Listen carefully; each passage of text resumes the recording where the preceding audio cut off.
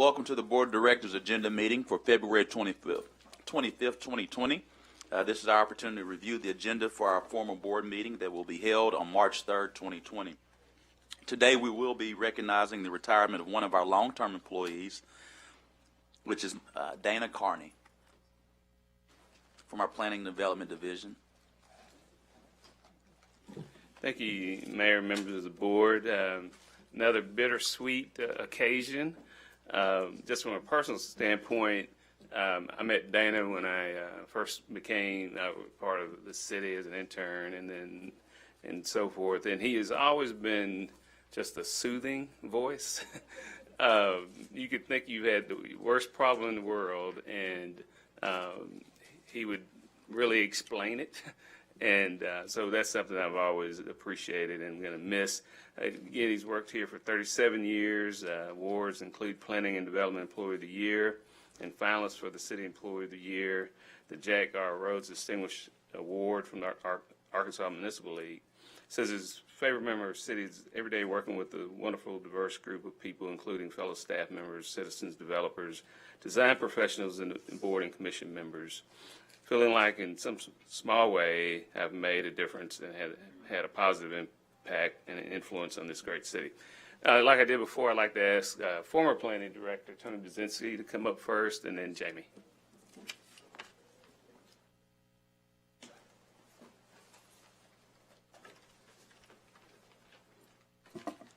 Thank you, Bruce. Mayor Scott, Vice Mayor Wyrick, members of the board.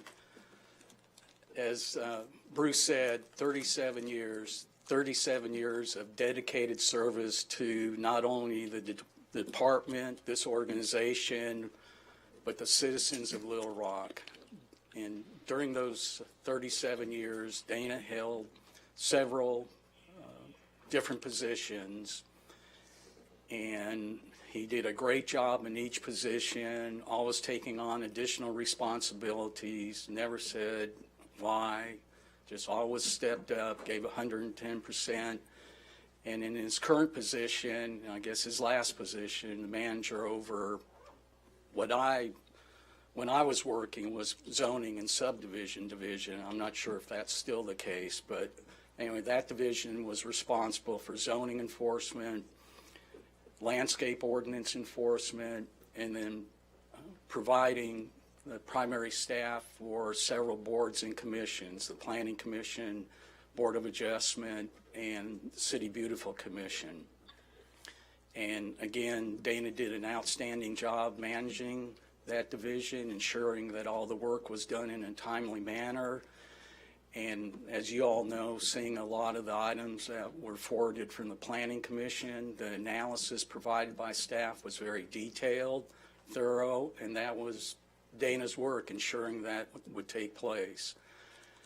I'm not sure anybody has kept up with staff attendance at boards or commission meetings, but if they have, I think Dana would be probably at the top of the list or a close second. When I was working with the department, he would go to every Board of Adjustment meeting, every Planning Commission meeting, every City Beautiful Commission meeting, if he was in the office. And of course, I had to drag him to some Board of Director meetings, which, sorry about that, Dana. So again, it was just a pleasure to work with Dana, and I want to thank him again for his hard work, his dedication, and his friendship over the many years that we worked together. So enjoy retirement, Dana. You deserve it, and congratulations. Thank you.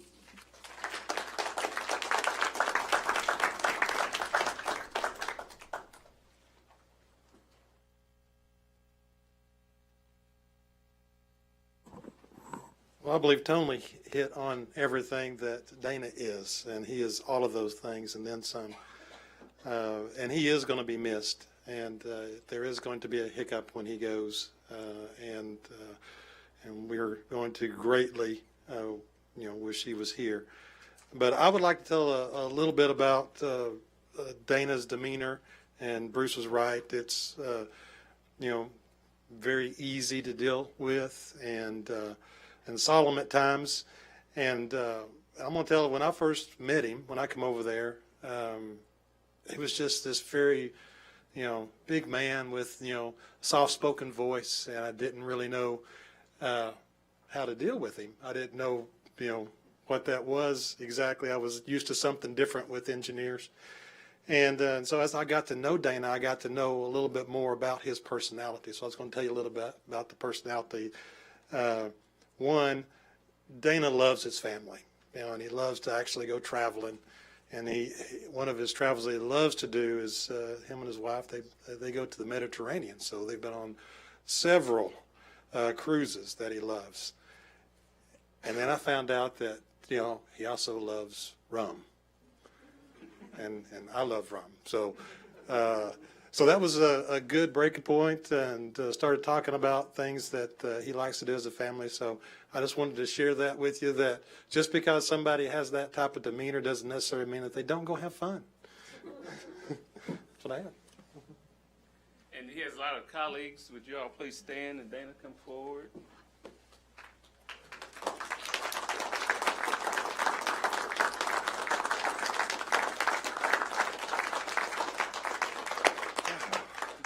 Dana, on behalf of the city of Little Rock, thank you for 37 years of service. We're going to miss you. Thank you, Bruce. Appreciate that.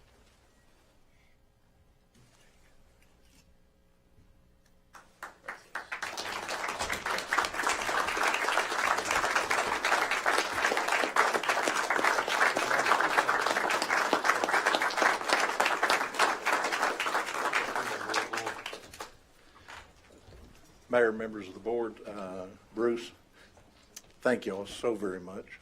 It has been my honor to work for the city of Little Rock and the citizens, and by extension this board and administration. Jamie makes it sound like I do too much rum. Everything in moderation. We like to cruise. We like to enjoy the sun and the beach and everything that comes along with that, and looking forward to doing many more of those. I need to make mention of my beautiful wife Cindy here with me, and my many friends from the Department of Planning, a wonderful, wonderful department. You are blessed to have a good planning department in the city of Little Rock, and it's been my pleasure to be associated with these fine folks and with everything they represent, and in the way of planning and development for the city of Little Rock. Again, thank you very much, and again, I do appreciate you very much.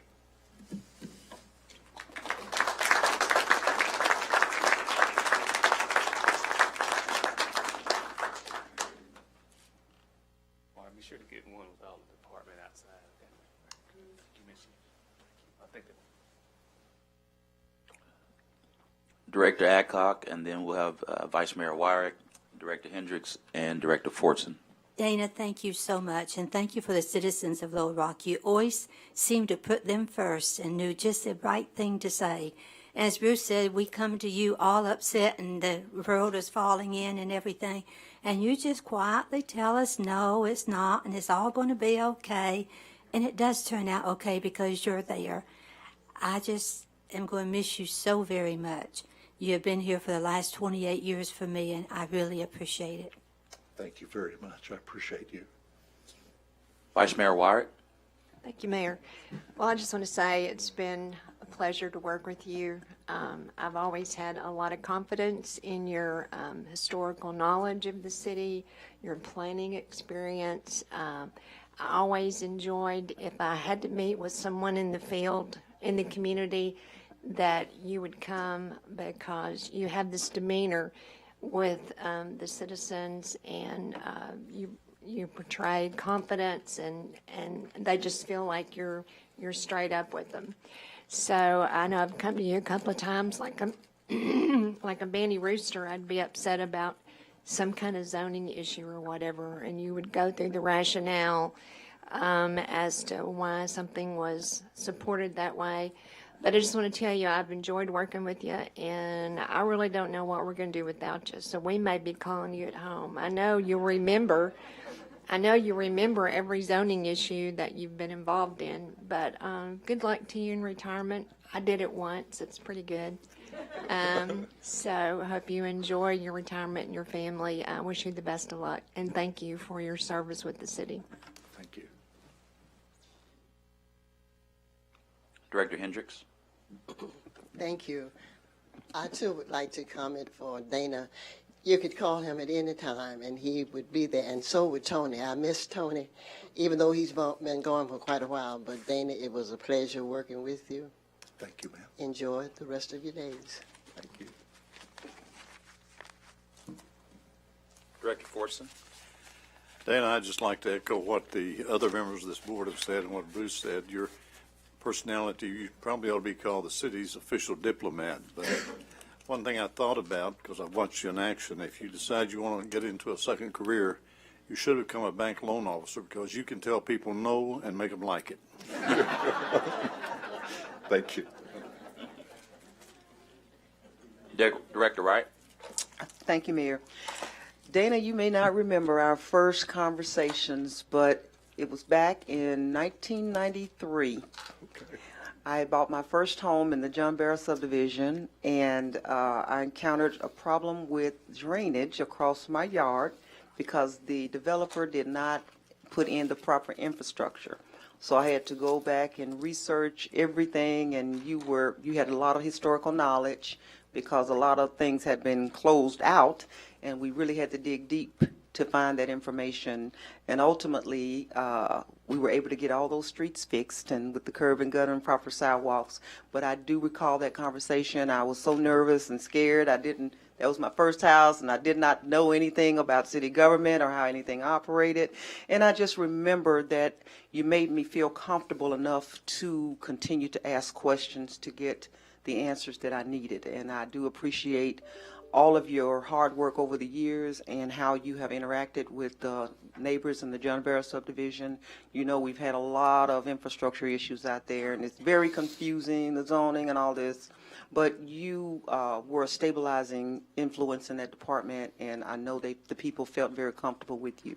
So I wish you well on your retirement. I know you're going to enjoy yourself. You got a lovely wife, and if y'all like to cruise, hey, I'm envious because I don't like to cruise, but I like to get to the destination. I just don't like getting there. But hate water. But anyway, congratulations on retiring. Okay. Director Richardson. Yes, Dana, thank you for your service. I think the difficult part about moments like this is to tell people something they don't already know about someone. Your colleagues know it, we understand your professionalism. But I like to, and the service that you've given us, I certainly appreciate it personally on some of the issues I've been working on and some of the issues I've been involved with. But when you introduce your wife, we didn't give her a round of applause. I think we owe her that because I think she plays a big role in who you are and how you carry yourself daily. So I want us to give her a big round of applause. I think she has a big role.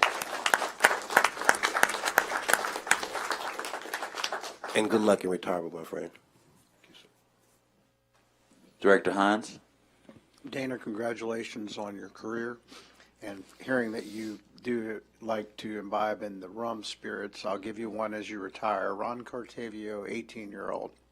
It's Peruvian, very tasty. Somebody ought to get you a bottle for your retirement.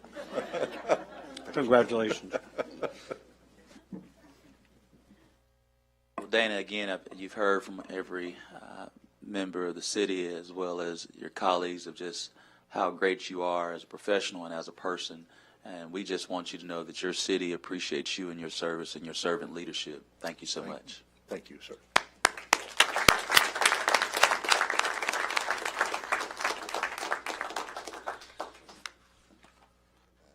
Next week, we will be recognizing the retirement of another long-term employee, and we will hear an update from the Arkansas Employment Career Center. We can now proceed with the review of the proposed agenda. Board members, are there any questions for items 1 through 9? Director Hines. Yes, on item 2, I don't know if, I don't see anybody. Oh, I see John. That is hiding over there. Just a question. I know we've been paying McClellan Engineers this construction observation contract's pretty much since the inception. Where is this reporting available to the general public, or how is it accessible? Are you referring to the amount of money that we've? No, I'm talking about their previous reports, like their 2019, because these are contractual. Well, Where is their reporting available to the general public? I don't know that we've actually put their inspection reports when they're out watching asphalt be put down. I don't know that we've actually posted those. Okay. If someone's interested in those, we'll be happy to Okay. get All those right. out and let them look That's at all I needed to know. Thank You you. bet. Director Hendricks. I wanted to know if there's number 8. It wouldn't be photos, would it? I'm concerned about the address 819, 821, 823. Are these vacant lots? Mr. Moore. Director Hendricks, this is Oh, I know where it is. I live right, down there. and they're vacant lots. And as you know, we've been trying to expand the park, and we've tried multiple approaches, even family of the friends, friends of the family, and we just haven't. Arnott is very familiar with the families, and I'm supportive of it, but I'm just concerned that the 819, 820, 888, okay, those are those vacant lots that's already there. correct, Yeah, I right next to support the that. church. I support it, yeah. Thank you, Director Hendricks. Thank you, Mr. Moore. Director Wright. Yes, Mayor, I wanted to know if we had a listing of the streets that are going to be resurfaced during this period? Or On which item are you? number 2, resolution number 2? Mr. Honeywell. Yes, the list of all those streets should be available on the city's website under the Public Works page. Okay, I'll go on then. And I've got 2 of them. I just don't have the third year with me tonight. Otherwise, Mr. Honeywell, if you'll just send the board email. I'll do that. Any more questions for items 1 through 8? Questions for items 1 through 8? Yes. Yes, Director Wright. Resolution number 6, Mr. Moore, I'm not familiar with Bent Tree Drive. I thought I knew the parcel of property, but that address kind of threw me. So is there a map or something that can orient me so I know where that lot is? Because I've never heard We'll of send a it to you. Bent Tree. It's right over there next to the property, the West Central Community Center, but we'll get you that exact location. I'm pretty familiar with my streets in Ward 6. I never heard of Bent Tree. Okay. Okay. Yeah, Director Hines. because Bruce, I've got a Bent Tree Court over in West Little Rock, but as I'm trying to Google the address, the only Bent Tree Drive shows in Cabot. Yeah. And the only Bent Tree Court, only Bent Tree address in Little Rock's the Bent Tree Court, so maybe that's the wrong street. Yeah, I think this is a mistake. Is the reason I'm saying that, because right around the community center there is no Bent Tree Drive. I'm pretty familiar with my streets. We'll check with the city attorney's office. They put these together, and then we'll check the address. Yeah, some got transposed. Okay. Thank you, sir. Yes, ma'am. We know you know Ward 6, and Director Hines knows Ward 5. Yeah, so West Little Rock is colliding together. Yeah. All right. We'll now move to any questions for item number 9. Any questions for item number 9? Questions from item number 9. Seeing none, we'll move to board members. Are there any questions for items number 10 through 11? Director Wright. Mayor, can I have a presentation on those two? I have some questions for staff. Mayor, before we move on, can I answer the question for Director Wright? Yes. This is the land that you encouraged me to go after. This is where Mr. Corbett lives down the, but I guess that's the address for They that calling little, it Bent Tree? that little, it's a small street in there. But this is being donated by Mr. Corbett. Yeah, I thought that was the property, but Bent Tree is what We'll got double me. check the address. Yeah, I think you need to double check the address. Thank you. You still would like to hear from Mr. Collins? Oh, yes. This is on something different. Okay. This is 10 and 11. Mr. Collins? And to put some context here, Mr. Collins and I have been working diligently to come up with a plan for the Hicks Interurban subdivision, which is where this is, off of Wilson Road in that area. We've had a lot of construction going on. It's one of my fastest growing areas.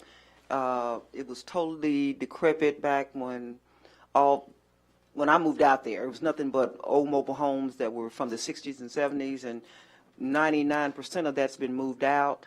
But the streets are substandard, no curb and gutter, big ditches, and so forth. And he and I have become increasingly concerned that we're having so much development, we can't get the streets done.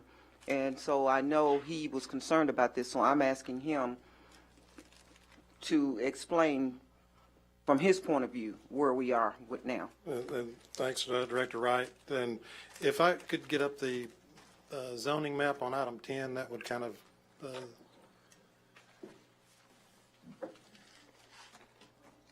zoning map on item 10, please.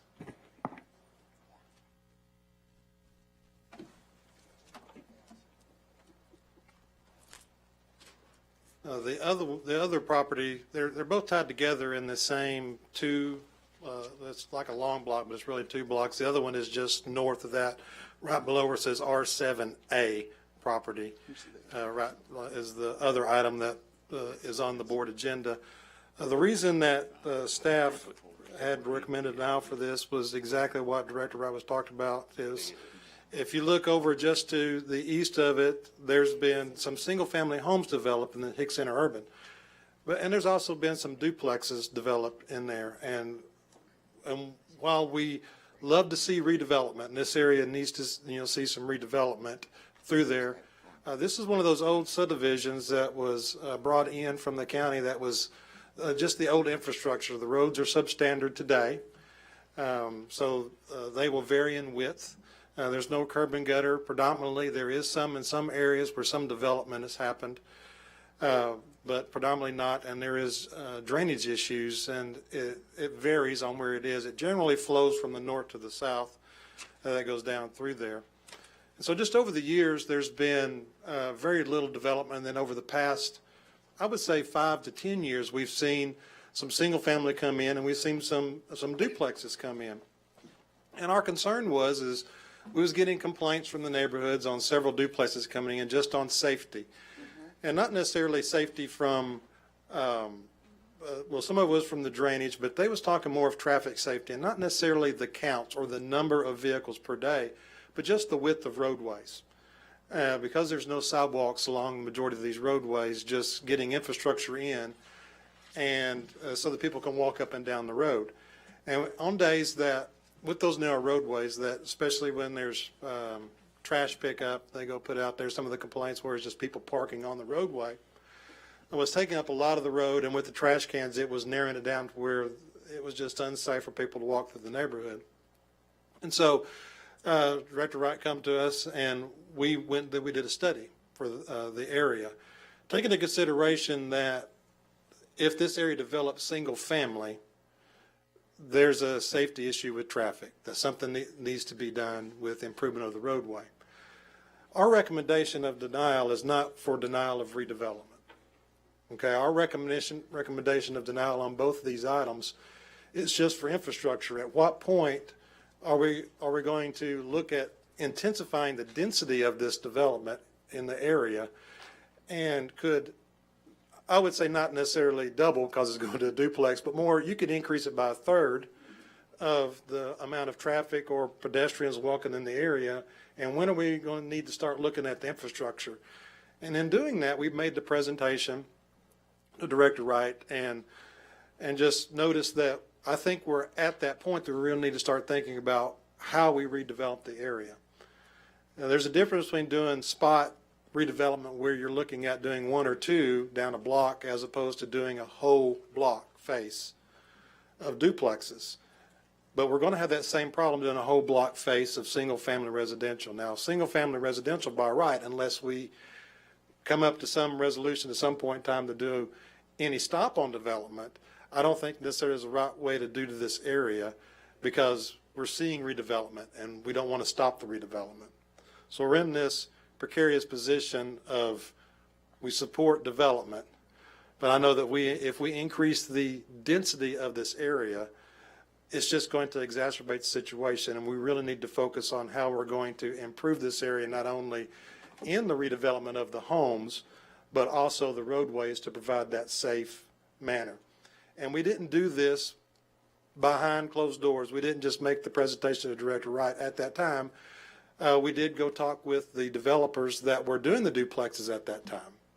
This is the developer that's coming into this area new for the duplexes. We met with 2 developers that were doing it and sat down and talked with them about it, and try to come up with some solutions and areas of how to span these things out to not slow down the development per se, but kind of pick areas they're kind of looking for and see what we can do about improvements, and coordinating with Director Wright and also the infrastructure request to kind of see when this can happen, so that we can get some improvements, along our infrastructure for just the walkability of the development as a whole for that Hicks interurban subdivision.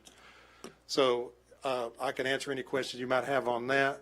I just want to reiterate that our denial was only for, we felt like it was at a time that we really need to start thinking about what we needed to do with the infrastructure of this to support intensifying a development or redevelopment other than single-family residential. Thank you.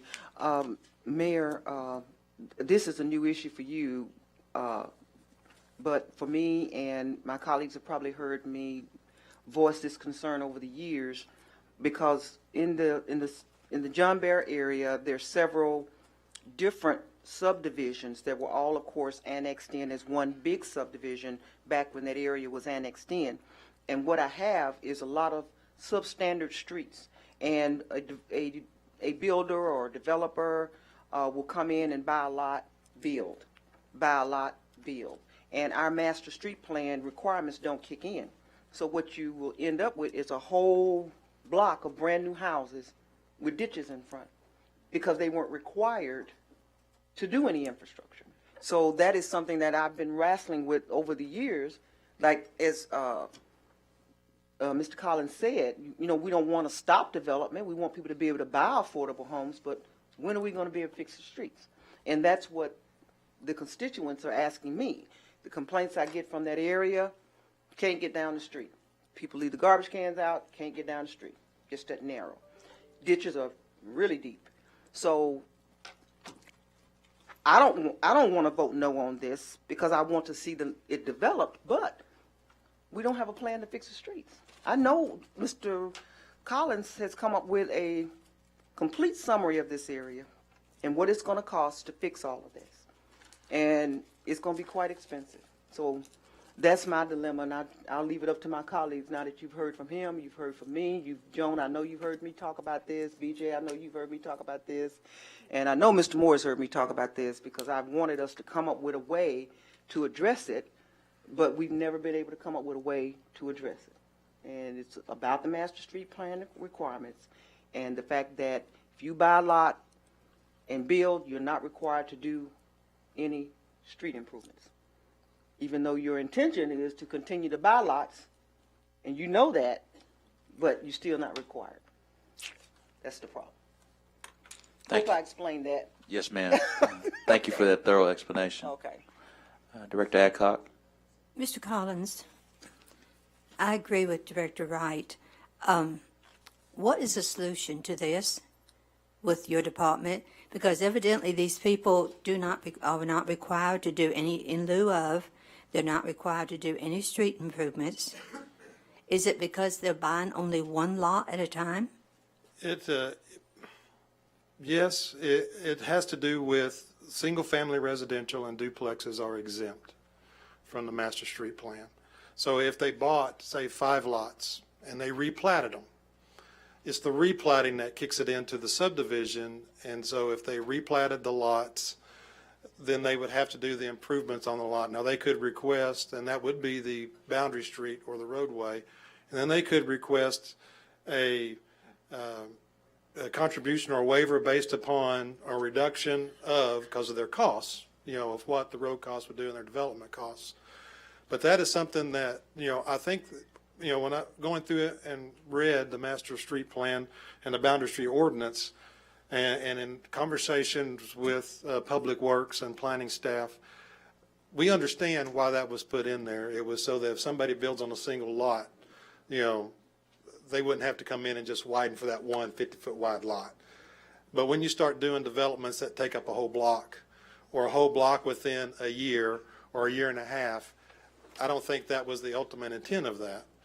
And what you get is you get something like this that's happening not just in in the older wards, let's put it like that, not necessarily every ward, but you have the infrastructure. So I could stand up here and tell you the solution is to make the boundary street apply to everything, but I don't think that's the ultimate solution.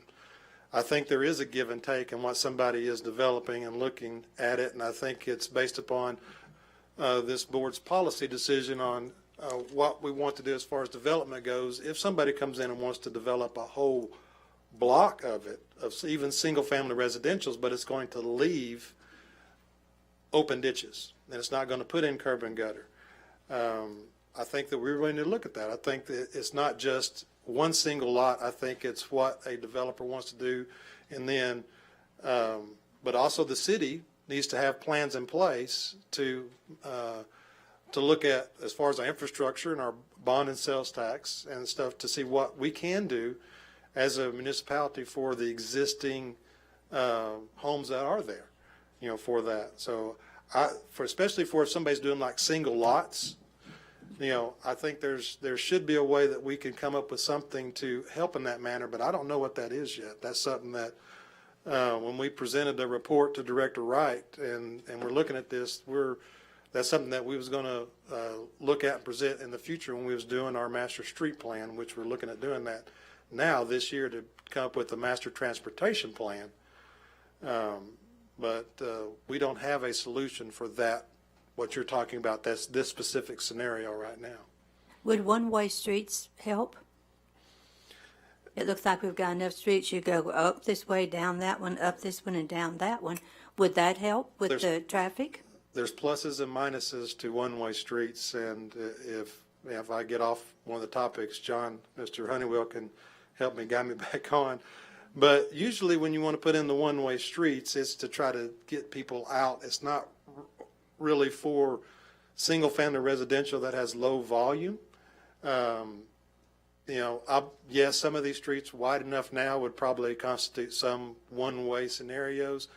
But even when you do one-way streets and you narrow it up, it's also, you have to look for safety, for fire safety, police safety. How are they going to get down there, even on the one-way streets? Because people are still going to move stuff out there, and they're still going to try to park on them. So it's the width that you're going to deal with. So if we're saying the solution would be start converting these to one-way, I don't know that that's the solution, because we would still have to look at them and make the widths that we need for that access, for the fire to go down there, and so they don't have to go around, a whole block or 2 blocks to get to the place they need to get. Well, I know Director Wright has talked about this for the last few years, and it is a problem. I've gone through there a couple times going over to Romine Road and everything, and they are very cluttered. And there's other areas of Director Wright's ward that is like that. It was in that overall annexation that come in by the vote, and it's not uncommon in other areas. This area is just because it's seen the redevelopment, it has kind of come up to the forefront because we're stuck in that scenario that we don't want to stop redevelopment. We want to see redevelopment and the homes get redeveloped. But we also want to make sure that we're doing this in a safe manner, for the growth, so that we're not putting too much on the infrastructure, at one time. Okay. So your point is denial of both of these. We recommended denial because of the infrastructure we felt was at that point. Whether it gets denied or approved is at the board's level and decision. I'm just giving you what we have, and I'm going to forward the report that I presented to Director Wright. I made that same report available to the Planning Commission after their decision so that they can kind of see what's happening in the area. And we did take the Planning Commission on a tour of this area to kind of see what was happening on infrastructure so that they can be better informed when they make their decisions. Are these applicants, have they done development in this area before? We have not seen this applicant do duplex development in here. I cannot say as far as a larger area that they've not. Would be a question you could ask the applicant. But they, okay. Tuesday. Would you ask that he's here next week, please? Yes, ma'am. Thank you. Director Hendricks. My question would be, are we talking about finances to change that street around? Would that involve money? I'm sure it would. Yes, ma'am. Some of these roads are hit and miss because they're the old what they call a chip seal road, which they have a good base, but then they just laid gravel and not asphalt, more tar base, thicker tar base on top of it. And when we do the estimates, and we went to Public Works to get some of these estimates for it, and you got to do it like you have to rip up the entire road bed, because if you open it up, sometimes you open it, and it's great, and you could use it. And then sometimes you open up the road, and you have to rebuild the entire thing. So you have to account for worst case scenario. Well, So that's this the is reason why, replacing it. hold your point, that's the reason Yeah. why I asked the question, so I hope that this board will consider the tax that the mayor is trying to increase.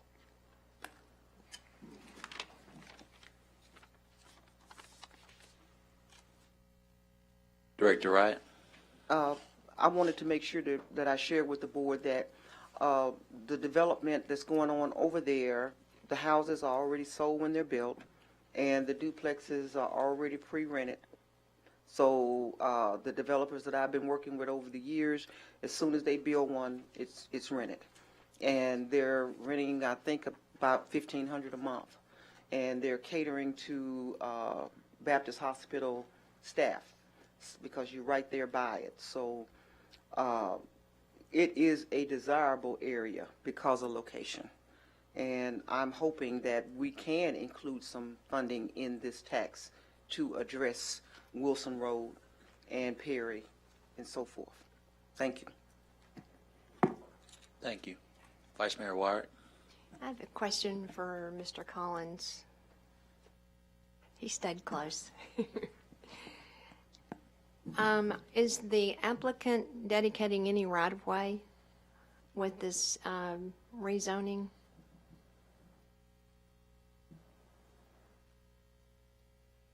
One second. Let me make sure I'm not saying.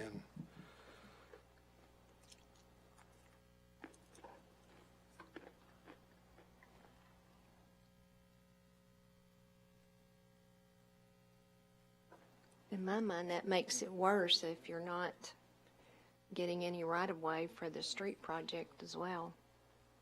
Well, they have to at least come up to the standard of what the roadway is. So their offsets would be based on whatever the standard is from the house to the right-of-way. Yeah, it all depends on what the layout is. Which is not very much. I did not see anything in here about exactly what was dedicated, if not, but I will get that to you. Because on here. that adds to the issue. So I appreciate your thoughtfulness in looking at this area with Director Wright and analyzing the development and the fact that the streets are narrow, congested, that kind of thing. I haven't seen your study yet, but it appears that you gave it to the Planning Commission and you gave it to the applicant, and the applicant still has the items before us, and the Planning Commission voted for these two projects. So what was the rationale from all of those three to continue to push forward? Well, what was spoke about at the Planning Commission is they wanted to see the redevelopment. So that was a primary focus, to see the redevelopment, and that whether it was a single family or a duplex, that issue was there. And so they felt, as if you look at the application as a standalone, then that's why they approved it, that this was not going to tip the balance, at that time. And when I provided it to them, I provided it after the meeting, because I drove them around the area in one of our informal meetings and talked to them about the concerns. So they got a live presentation of what we did for the report just for that one area in the infrastructure. But I went ahead and forwarded them a copy, and I talked with them about that prior to, and they understood that. So they have a copy. The applicant did not get a copy before the meeting of that study. The developers that were there, that we worked with, the two that were developed, did get a copy of that. We have not provided that to them. That can be made available to them. It's not, it's public knowledge. I So will they send that didn't to know them. about the study then? No, not when they come through. Okay, I misunderstood. So I'm over 40 years old now. And I don't recall this situation coming from the Planning Commission for denial based on street width, those kinds of things. Do you recall that ever happening before? And the reason I'm asking that is because I'm trying to figure out, is it legal for us to deny these two things based on streets that are not standard, which is the responsibility of the city of Little Rock? Well, it is the Planning Commission and also the boards, and Tom can chime in and correct, to look at situations that would affect life, safety, type issues. And that is the task of the Planning Commission. But there's a number of times we've had applicants and we've had people in the community that have come forward against different proposals, and they say it's life, safety, health issues, those kinds of things. And I just don't recall, I don't know if anybody else does, a situation where we've said, the Planning Commission's come to us and said, this is a denial based on that. Mr. Carpenter, are we allowed to do that? Yes, and the situation, Director Warwick, is that any planning decision has to be in the best interest of the city and consistent with the quality of life. I mean, that's what planning is about. And if for one reason or another the infrastructure is not in place, that's a legitimate and reason to deny one. Whether it's been done in the past or not, I can't comment right now, but that is a legitimate reason. It is. Okay, well, as I said, I appreciate you being that thoughtful in this plan. I know Director Wright is very concerned about this area, but, if we pass this, we need to make sure that we get right-of-way. So in the event that we do get money to build a street, at least we don't have to go back and purchase right-of-way from this new development that's out there. So I'm hoping that our ordinances reflect that we can Well, do any that. rezoning, and that's what this is, would, do that. I couldn't find it in my write-up, but I'm going to send that out, the exact width that they're going to be doing. And the placement of the house would have to be, It'd setback to would our have to current be so standards. far from whatever the standard is for the street. Yeah, it is not the development of the lot that is of the concern. It's the intensifying the number of people in the location with what infrastructure that we have. And like I said, you have to draw the line somewhere, is what this is. And so that's where we made the recommendation. So let me ask you this. In your time as being the planning director, or whatever your name for him is, have you ever denied a development based on this situation? Not this particular situation, because this is a new situation for what we're running into. This was something that has come over about a year of looking at things, trying to make a informative plan for the future of this subdivision. Okay. All right. I appreciate you. Thank you. All right, we don't have any more questions from items 10 or 11. Next week, we will make board and commission appointments from items and that'll be for item number 12. We'll be having your book sent out here shortly. Thank you for your attendance, and we will see everyone next week at next week's board meeting. This meeting is adjourned. We'll now be opening back up for our policy meeting. As Director Linehan approaches, I want to give a few short remarks, and then after her presentation, give some other remarks as well. As we all know, we have shared during the State of the City the venture of the Lift Little Rock sales tax proposal that will help take our city to higher heights. And so what we want to do today, just to kind of set some clear expectations, Director Linehan will be sharing information on what's been done in the past as it relates to the 3/8 cent sales tax, discussing our promises kept. She'll then transition to the lessons learned over the last 10 years with the LR Cent campaign, which what the 3/8 cent sales tax is. Then we'll start discussing next steps for the Lift Little Rock sales tax proposal that we are working to present to the Board of Directors. We are hoping to present we're refining some numbers at this point in time, so there are no specific numbers that will be shared today, so just want to be clear there. There are no specific numbers that will be shared today, but the goal is to present those specific numbers at our first agenda board meeting for March, which will be March the 10th. But what we will do is share a big picture on kind of where we are headed. The goal is because we shared this on January the 30th, wanted to ensure that the Board of Directors had some time to provide some feedback before we present another set of specifics to the board for consideration. Ultimately, the board's vote to send to the people to make this decision. And so I wanted to really just kind of give this lay of the land for today's meeting. Director Linehan. Love the presentation, Kathy. Okay. Let's see if I can.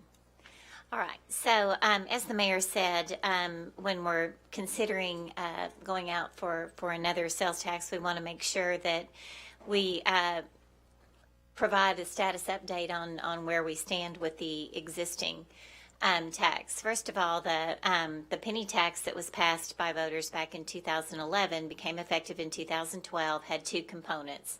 The 5/8 cent is in our general fund operations, funded several of the positions and the ongoing maintenance associated with capital projects.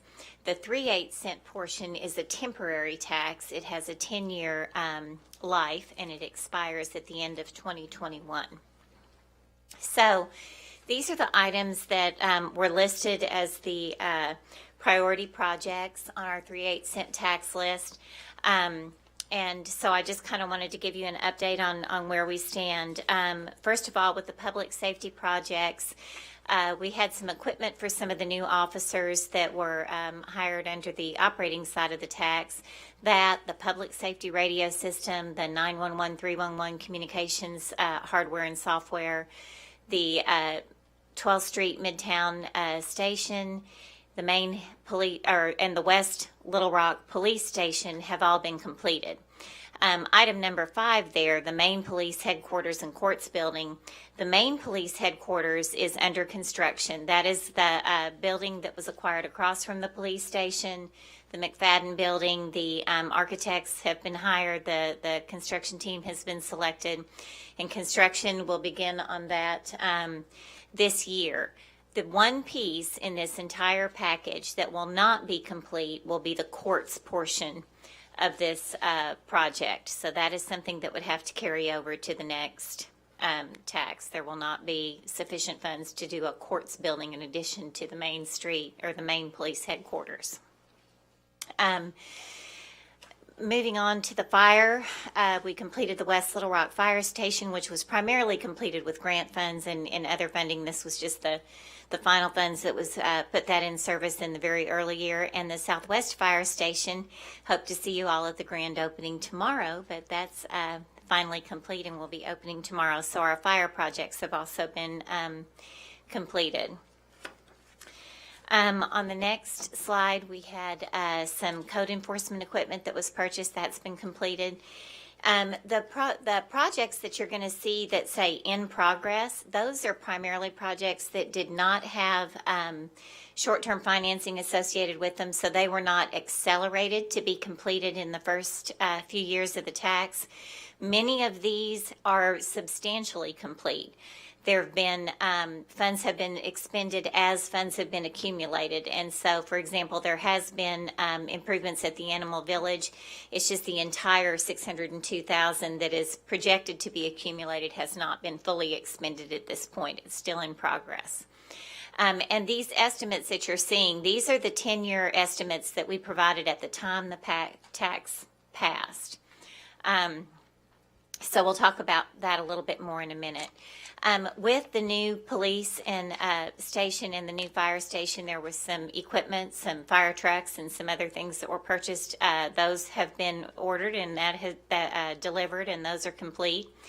On our public safety or public works projects, as you know, the first year we did a lot of projects that staff was already aware needed to be completed, and then for the remaining 9 years, we went out to the public with 3-year segments to take information about what projects would be completed.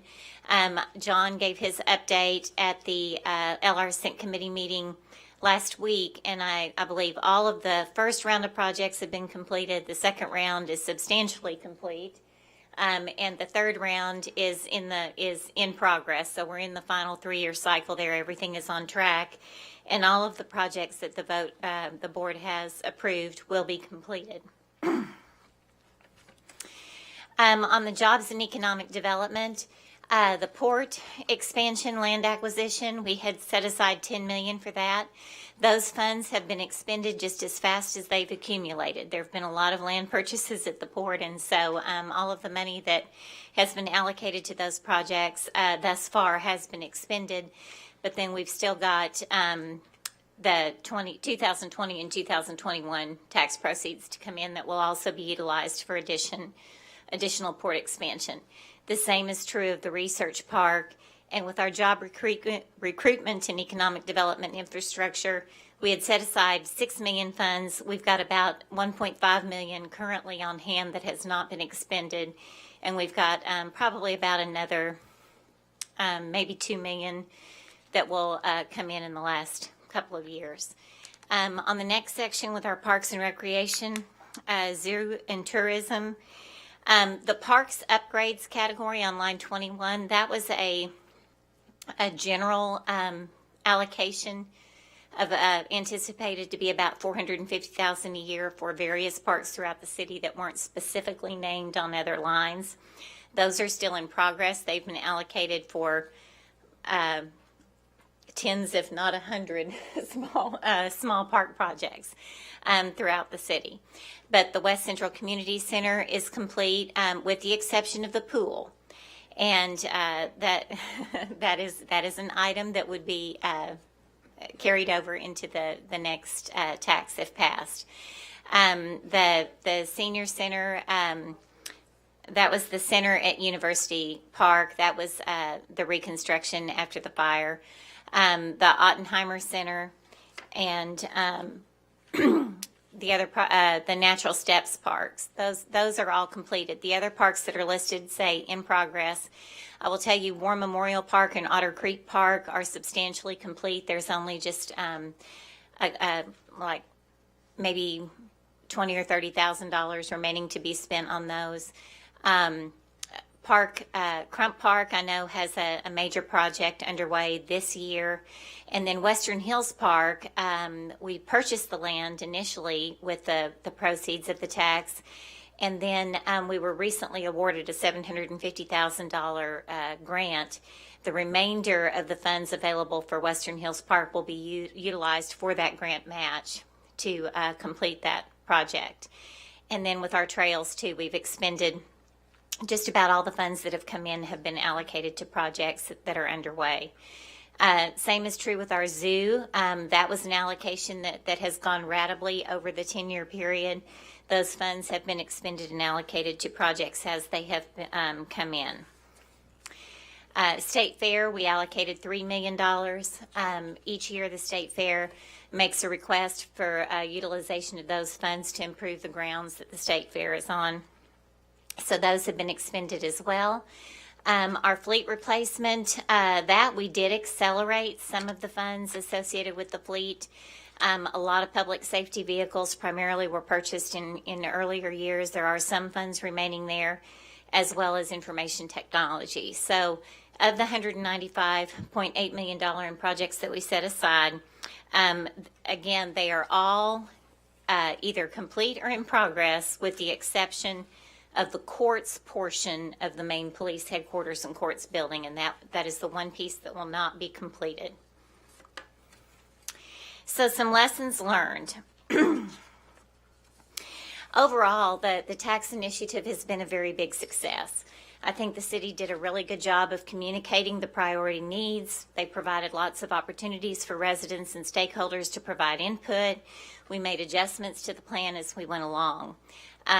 Really, the 3/8 cent capital portion of the tax was the first time in the city's history that we had dedicated capital funding other than something specifically associated with the issuance of a long-term bond. The 5/8 cent portion of the tax being issued at the same time ensured that any completed capital projects could be maintained and operated ongoing. Other successes, really, the completed projects have enhanced public safety. If you'll recall, our emergency communication system was falling apart. There were a lot of emergency needs that have been met. Our fire department achieved an ISO rating of 1 in 2015 and was accredited in 2017.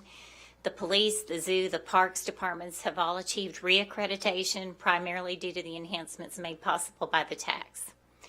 The resolution that this board adopted and the formation of the LR Sync Committee have provided transparency and accountability to taxpayers.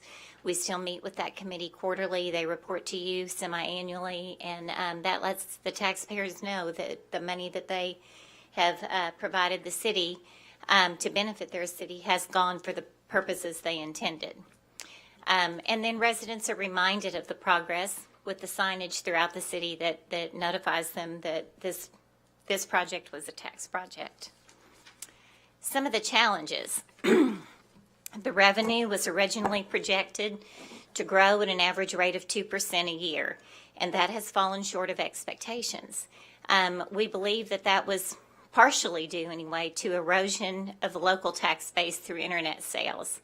Fortunately, our General Assembly, the legislature, addressed that in 2019 with the implementation of Act 822, and since that time we've seen a substantial improvement in our growth in sales tax. So we expect for the next 2.5 years, or the last half of 2019 and the next 2 years, for that rate of growth to be much better.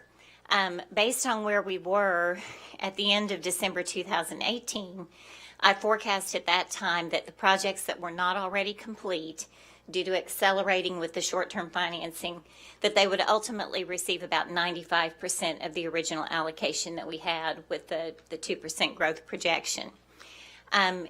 It's hard to predict what our sales tax are going to do in 21 and 22, or in 2020 and 2021.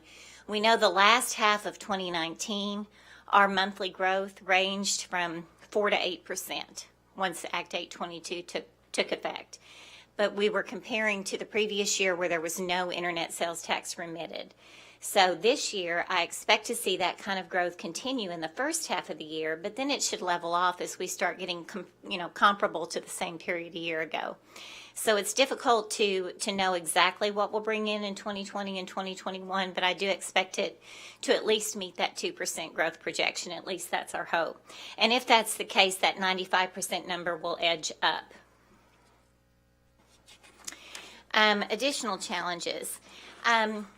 When we set aside, when we did the two taxes back in 2011, we had a clear kind of demarcation between capital tax and operating tax. Times are changing and procurement methods are changing, technology is changing. So things that in the past that we have considered to be a capital item are no longer necessarily a capital item. Examples of that, technology. In the past, we purchased servers. We bought software, hardware, we housed it on site, we maintained it on site, the city owned it. Now, most technology is acquired through a subscription-based service because it's in a cloud. It's hosted in a cloud. So where in the past we could use capital funds or short-term financing to purchase technology, that option may not be available to us because it is a maintenance item. It is a subscription. And our state constitution does not allow for us to borrow for things that are not capital in nature. Same is true for vehicles. In the past, we bought vehicles. We kept them until, we wore the tires off of them and could not run them anymore. We have tried to begin leasing vehicles with an option to turn them back in and acquire new vehicles, keeping our fleet refreshed, but that requires an annual commitment for fleet as well. As I mentioned earlier, our 3/8 cent tax sunsets at the end of 2021. It is our belief, and by our I mean the mayor, the city manager, and I, and the other department directors, that the city has followed through on its commitments and that the transparency and accountability that we've demonstrated with the 3/8 cent tax will give taxpayers confidence to lift Little Rock by supporting a permanent 1% tax. If that is successful and if this board chooses to bring that forward, the 3/8 cent tax would not be, renewal of that would not be pursued. So just to show you what that would look like, the current tax rate is 9%. So of that 9%, 6.5% is the state, 1% is the county, and 1.5% is the local tax. And again, 3/8 of that is in a separate capital improvement fund. It is not included in the general fund. With the 1% increase, that would temporarily go up to a 10% rate. But effective January 1, 2022, the 3/8 cent portion of that would drop off. So then the ongoing tax rate would be 9.625. Just for comparison purposes, some cities around the state. This is just a map to show you the rates at 9.75, in Fayetteville, Fort Smith, Springdale, Searcy. North Little Rock is at 9.5, El Dorado 9.75. So our 9.625 would still make us one of the lowest of many of the surrounding communities. So how would we utilize the tax? And this is very general, and I'm sure the mayor will have additional comments. Some of the items that were so critical to us in the 3/8 cent tax that would be going away, like the fleet replacement, the technology, the infrastructure, the street resurfacing, those things we would want to incorporate into this tax. And much like the technology and the fleet that I mentioned, street resurfacing is a maintenance item as well. Reconstructing new streets or constructing new streets, that's a capital item. Resurfacing is a maintenance item, and that's something that's needed annually in order to maintain our infrastructure adequately. Investing in public safety.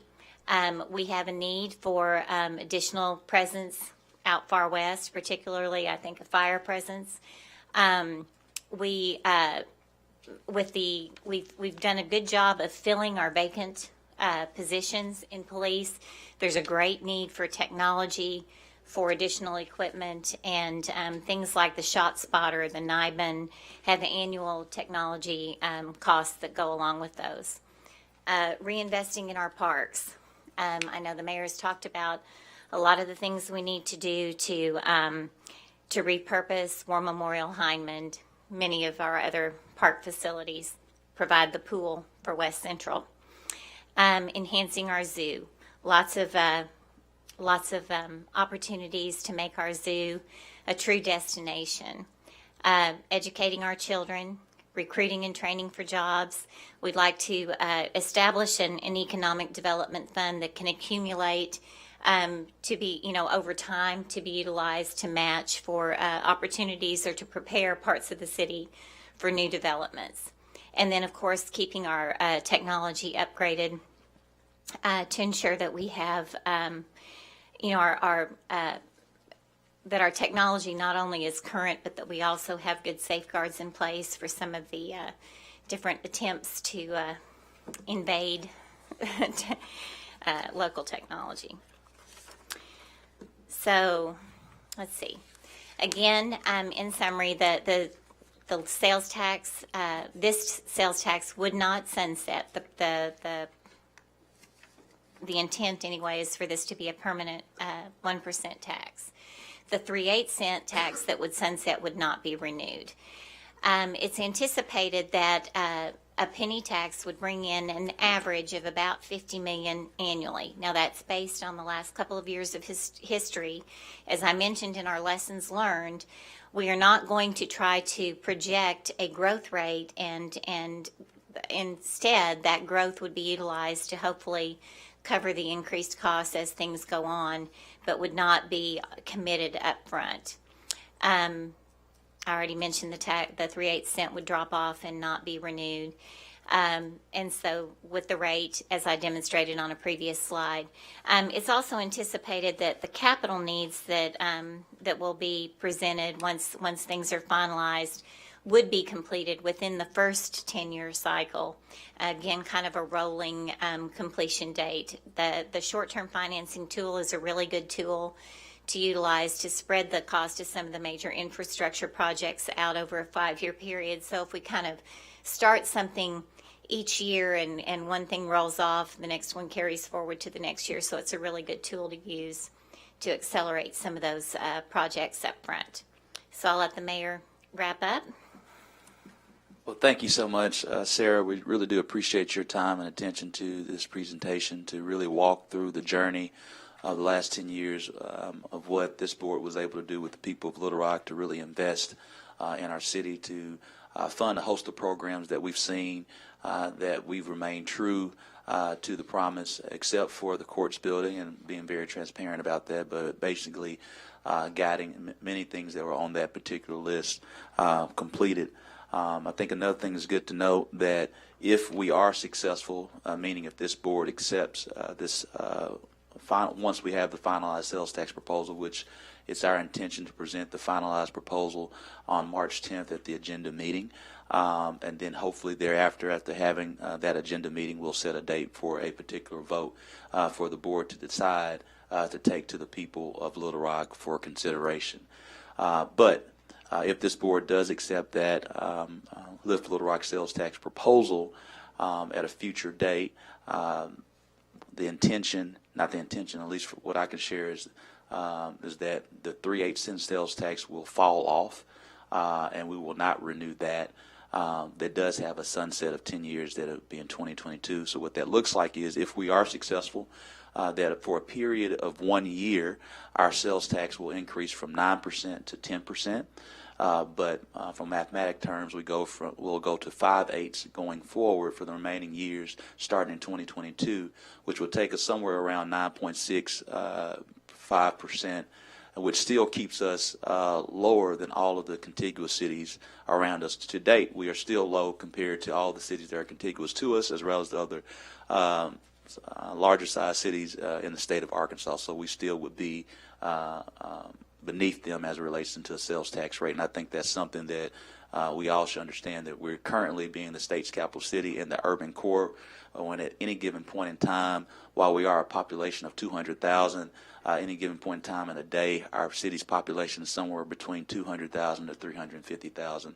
But those individuals who are traveling here, which we appreciate to work and to play, but they are having an impact on our infrastructure and a lot of our quality of life initiatives. They do go home, and while we do rely on sales tax dollars for our budget. We also rely on property tax dollars. And I think we all understand the new economic development strategies are focused on quality of life and place. Many individuals that are a part of the millennial generation, as well as our elder brothers and sisters who now have discretionary income as they're beginning to retire, they are now choosing where they want to live first based on quality of life amenities. And so we have to turn our heads to how do we focus on investing in our city's growth and focusing on quality of life and place. And so when we consider quality of life and place, we have to always focus on infrastructure. We've already heard today the great need for infrastructure and what it means to our city and its growth, as well as public safety, what it means for parks and our zoo, having the only zoo in our state of Arkansas, among other things. And so as you've seen a big picture list of the thought process of where we would make those investments as it relates to infrastructure, public safety, parks and zoo, economic development, and of the like. So wanted to share that. And then secondly, again, it's just to walk through the reason why we walk through what happened with the 3/8 cent sales tax. It's stewardship. This board advocated for a sales tax, and this board has kept nearly 100% of those promises, and those promises kept. And also this particular board, we all made a very tough decisions last year to ensure that our ongoing expenses matched our ongoing revenue, and even had to make some tough budget cuts because that was an example of stewardship. Before we can ever ask the citizens of Little Rock for a greater amount of investment is to focus on stewardship, which we have done, not only from the 3/8 cent sales tax, but what we also have done over the last couple of years in getting our finances on firmer and stronger foundational input. So with that being said, again, today's meeting was to give you the big picture vision for the board to have time to pose questions. No appointments for today, but for the board to present some questions so the team can take these questions and provide a deeper feedback as we are working to provide the final plan to present to the board. So we want to take time to listen to the board at this time to provide that type of feedback as we move forward together. Thank you. Director Hendricks. Thank you. My comment will start with the fact that we did see the map where other cities or counties that's close to Little Rock, they're getting more than what we're getting. And I support this, not just Irma Hendricks, but I did get calls and emails from constituents in Ward 1 that support this after hearing the announcement on the radio and on television about the proposal. So I do support this, and I hope that all of my colleagues will support this. Thank you. Thank you so much, Director Hendricks. And one thing I failed to mention, in addition to the parks and the zoo, I think something that's needed that we've heard a lot of feedback was Little Rock having its own senior center on this side of the river. I think that will go a long way as well. And I know you were a big advocate for that, Director Hendricks. Director Wright. Thank you, Mayor. I was a part, of course, of the successful passage of the current tax that we have. And whereas I do feel the overall endeavor was a success, I did encounter several concerns. And in particular with the community center, I think that I would like to make sure that you and your team are aware as they go through this process, as well as our city manager. And I think that we've learned some things since that project started, but the construction management concept did not function well. We initially paid much too much money for an analysis of what we could get for the funding that we had available. And I felt that the architect could have done what we paid $240,000 out of the $6 million for. I thought that was a mistake. Of course, that led to us utilizing the construction manager also became contractor building the center, which ultimately resulted in us not being able to get the pool. We had a lot of cost overruns. The second floor was left off, no indoor walking trail. All of this was a part of the plan. And this was from 10 years ago. Yes, ma'am. So, not 10 years ago, building, we just opened in 2016, but I'm just saying that was a concern out of the process that I had. Another concern that I had was that we allocated $638,000 annually for operating cost, and that has been decreased. Mr. Moore had assured me that would not be the case, but it has been the case. So one of the things I would like to have an answer to is, out of the 1% or one tax that we have that you're proposing, how much of that would be operating cost? Because once you build this stuff, you got to have a way to continue to operate it. So that is something that I would be very concerned about. And then I know we're going through a process now that you have implemented to select infrastructure projects. And I'm concerned, I've only been to one meeting, but I'm concerned that some of the streets that I have, like Hicks Interurban and Bowman Road and streets like that, may not be selected under this new system of selecting infrastructure projects. And actually, many of your projects, because they haven't been paid attention to, will be selected. That was the kind of the point, just so you're aware of that. Okay. That's the reason why we have you on that committee. Well, I chose to be on it because I wanted to make sure that, because like the 36th Street Bridge, will it rise to the level of importance? If people can't walk, I'm in the food desert. If you're on this side of 36th Street where Boyle Park is, you can't walk. You can't get across that bridge for the traffic, and then the sidewalks don't continue. Then I have some of my constituents, I think they live on Zion Street, were coming down quite consistently about their street, and I don't know if that'll rise to the level of importance on this infrastructure selection process that we're initiating. I'm concerned about that. I have some affordable housing issues that I would like to be considered.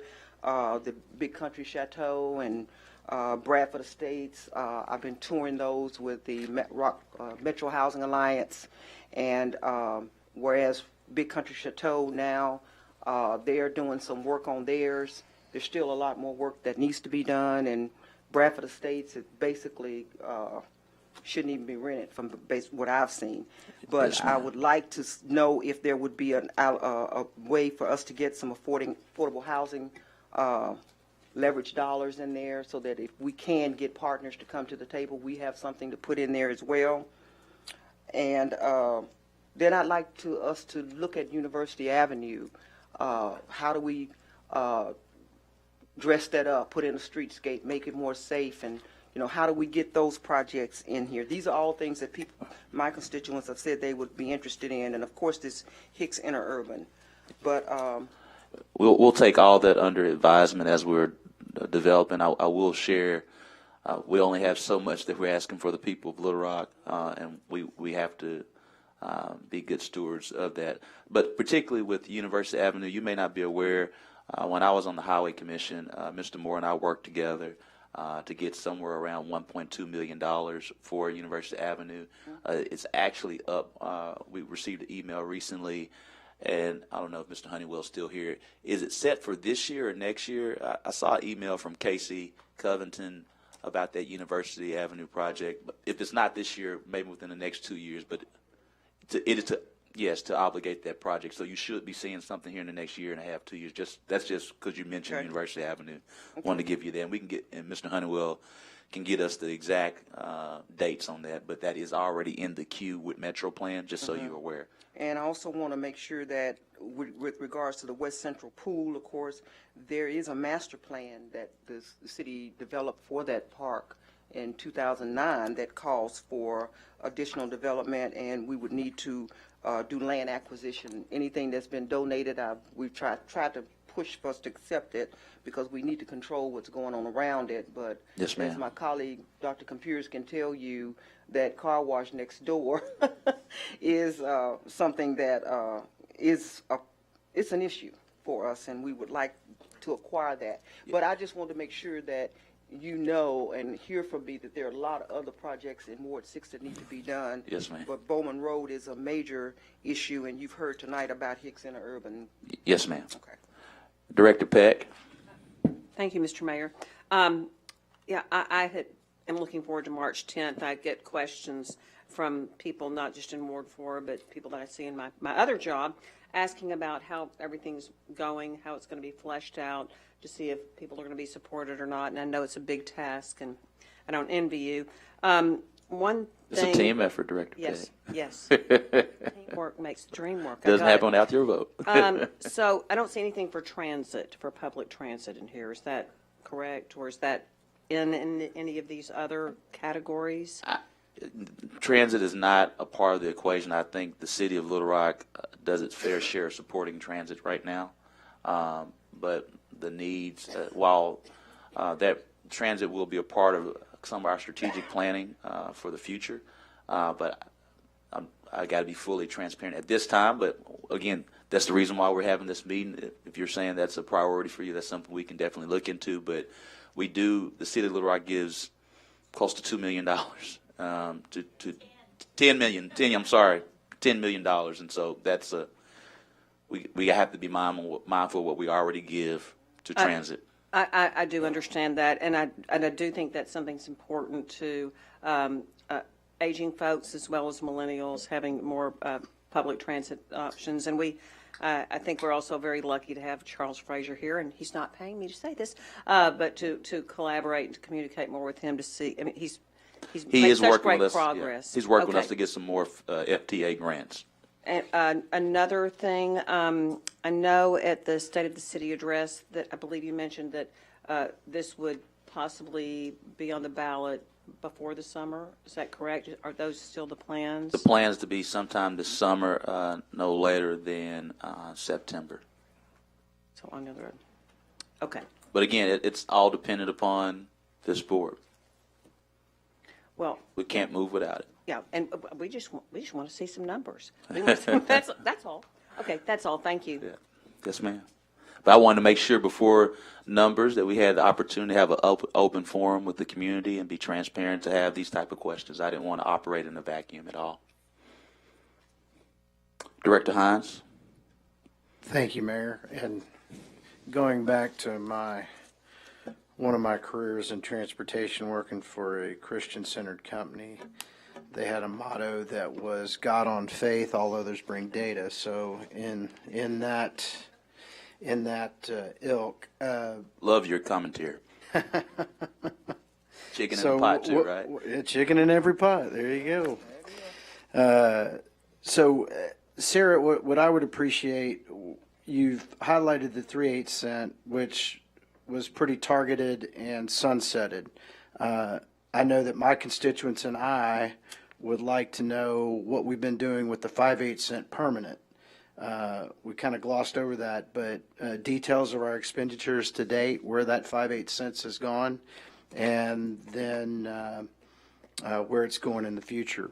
So that's some data that would be helpful to me and my constituents. The other thing I thought was interesting, because we've all talked about this, is one of the challenges of forecasting the sales tax growth. And if I understand your presentation correctly, you said that the 50 million was based on a flat projection. So basically, you would just be applying that to the current intake, and with no growth, and then the any growth over that would be available for board. I guess I would imagine board discretion. So that answers that question. And I take it that the 95% of the anticipated allocation, that basically is the 2% we're missing compounded over the last 9 years, gives us about a 5% shortage, because we've made up some ground but not enough in the last couple of years. I can't agree more, and this goes back to when we originally passed the sales tax, that I remember having a conversation with Mayor Stodola and some folks on the Senate committee taxes, that we talked about a penny and a quarter, with a quarter dedicated to basically police cars and street resurfacing, which I can't agree more. A police car is not capital. It's used up in 1 to 3 years, depending. It's disposable. I would say that fire apparatus might be more of a capital expenditure. Their lifetime of 10 to 20 years, and we stretch them out even further than that, I think probably is okay to leave that there. And then, of course, street resurfacing, I agree, is maintenance. It's not capital. So I think that's figuring out those allocations. We talked about recurring expenses and recurring revenue. We need to make sure we've got capital expenses in the right column, and we also need our operating expenses in the right column. So I think realigning that. One of my big concerns is that when we start talking about street resurfacing, we have got a street fund that we get state turnback funds for, and I think we're going to have to address something, especially my constituency, about how we're using that street fund. I think that's one item. Tom, I have a question for you, because I know this is going to come up.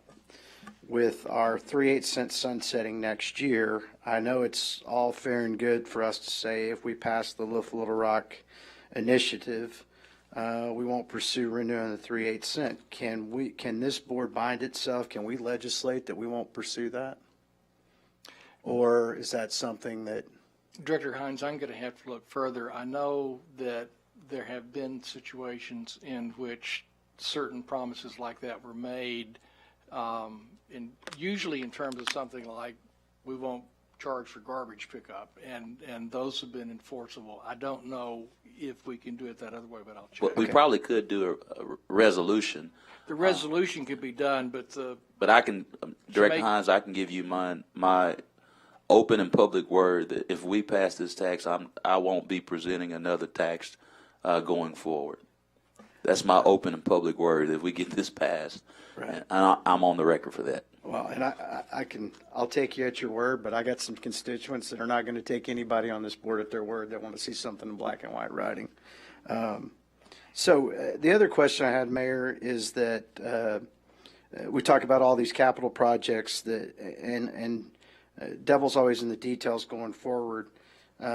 So what happens after the 10 years to say we allocate another 3/8 cents over the next 10 years for capital projects? So what happens after that 10 years to that funding? Are you saying for the 3/8 cents? Well, the 3/8 cents. No, I'm talking about, you talk about, since this is going to be permanent, the last line on the last page was all capital projects will be completed within the first 10 years. So yes. My question, because I know I've got constituents and I know there's several of them sitting in the second row, the three ladies right there, they want to know this question. I know them. And that answer to that question, you will have that on March 10th. But what I can share with you is that the rationale for getting many of those projects done within the first 10 years, we would have to use some short-term financing to some upfront dollars on the bonding. When you're talking about funding the repurposing and revitalization of War Memorial Park, which is about 90 acres, Hyman Park, which is about 150 acres, what we're discussing and reinvesting into the existing 64 parks that we have currently right now. When you're talking about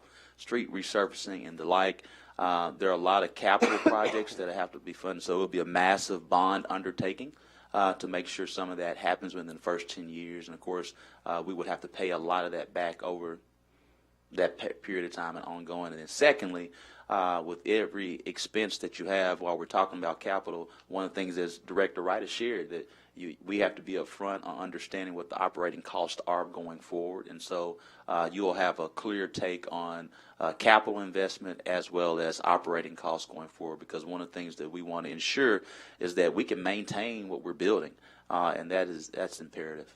Okay, thank you. That's all the questions I have at this time. Thank you so much, Director Hines. Director Adcock? Yes.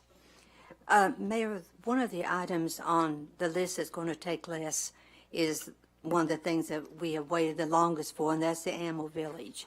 So since they are going to be asked probably to take 95%, then would they be one of the first ones to get the money out of the new tax to complete their project?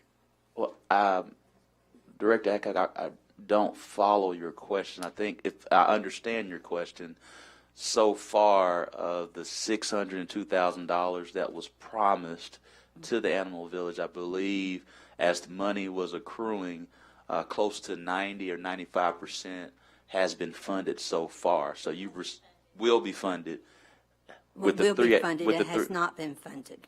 but we still have 2 years in the 10 years that tax was funded. I think we were just being transparent that you didn't get all, not you, but the Animal Village did not get its entire $602,000 due to fluctuations in the market. But we still have 2 years to make that up. I think we were just being transparent. Okay, then let's just say any item that is not completely funded with what they was promised, would they then be able to take funding out of the money of this new tax when in the very beginning? That's a good question. I'd like an answer. Also, when you say your team, who does your team consist of, and is there any community people on that team? Well, the team, we're talking about the team that's providing this sales tax proposal, and that team includes myself, our city manager, our chief of staff, our senior advisor, all of our 14 department directors that have been very helpful in providing this, and all the city employees. Okay, when do you see this being presented to the citizens? Well, as we shared at the State of the City, we particularly with a lot of the larger items, we spent the better part of this last year visiting with the citizens in regards to a number of the items that are here. And so, I'm talking about when we have the list of the projects and the dollars beside them. When do you plan to go out to the citizens with that? after I present it to you, Okay, I don't want to do anything without you guys seeing it first. okay. So your team that is putting this together does not consist of a group of citizens with it? We will have that. Oh, you're asking will we have like a Lift Little Rock committee? Yes, we'll have that. Something like the Senate Yes, committee? it'll be. Yes, ma'am. We'll have like a Little Rock Lift sales tax committee. That's what you're asking. That will be the team. So I didn't follow. I apologize. When would that committee be selected? We first want to provide this feedback. If we need to at least get an indication that the board is supporting before we select that committee. Okay, thank you. Thank you so much, Director Webb. And again, but Director Adcock, I apologize. I didn't follow what you were asking originally, but I got to it. So thank you. Thank you, Mr. Mayor. And there are obviously a lot of needs that we have, and given certain restrictions that we have because of state law, you know, we've often talked about how difficult it is to get the money we need to make the city as great as it can be. So I'm excited about seeing what is going to be in here, the specifics of it, but I'm really looking forward to seeing that. I'm not going to belabor the point that Director Peck made, but I have had folks asking me. I know we contribute a lot.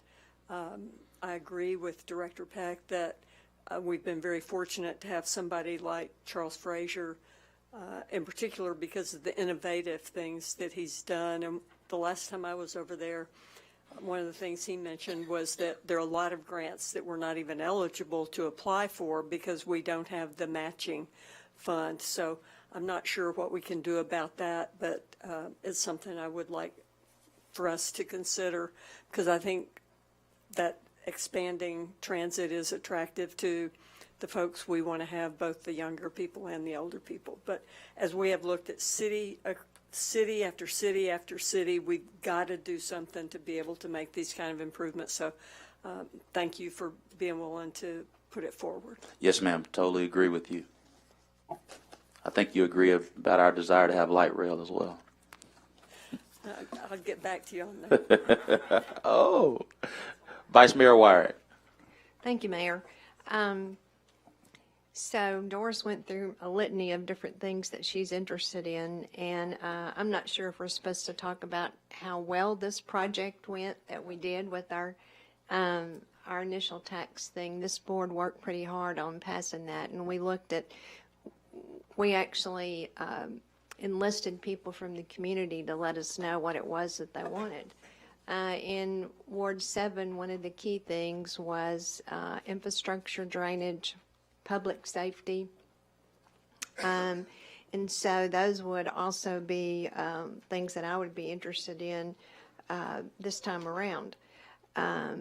You know, we all got allocations for streets and drainage, and I would say that Ward 7 probably has more need for streets and drainage than the other wards. And we got our allocation just like everybody else did.